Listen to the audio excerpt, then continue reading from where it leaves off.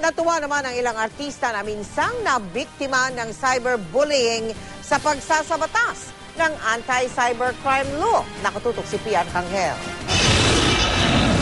Sa orihinal na bersyon ng Nooy Panukalang Cybercrime Prevention, wala ang probisyon na nagpapataw ng parusa para sa libel na isinagawa online. Pero nang pinag-usapan na ito sa plenaryo ng Senado, ipinalagay ni Senador Tito Soto ang kontrobersyal na probisyon na ngayon ay matinding tinututulan ng ilang grupo. Katwiran ni Soto, walang proteksyon laban sa mga cyberbully ang mga nabibiktima ng mga malisyosong pahayag sa internet. Ring out yung problema ninyo dati sa GMA kay Ria Ramos. Piniring up ko dun sa kanila. At saka yung mga iba pang nababasto sa Facebook, sa Twitter, at saka sa YouTube na mga sila Maricar Reyes, sila Trina Halili, sila Ramjen Revilla. Pinag-usapan namin yun. Ito mga celebrities to. Yung mga hindi celebrities ka ako. Natuwa naman si Rian Ramos sa pagsasabatas ng anti-cybercrime law. Kwento ni Rian, matinding hirap nga at sakit ang dinanas niya sa kamay ng mga cyberbully. Hindi raw biro ang maging tampulan ng panlalait at pambabastos sa internet. I wouldn't say I'm pro and I'm not anti either, but I put my trust in our government to protect us because, you know, here in the real world, meron tayong mga rules, we have laws.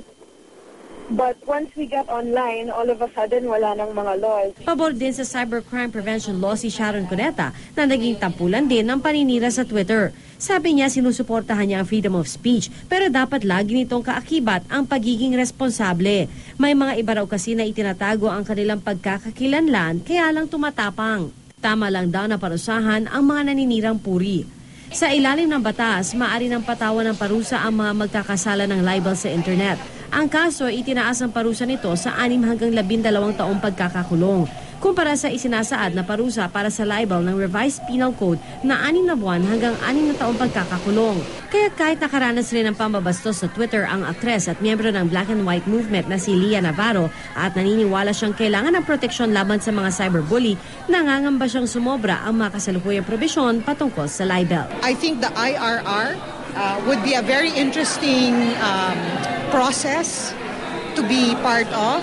I think those who feel very strongly about it, especially in social media, should fight for a seat at the table if that's what they want.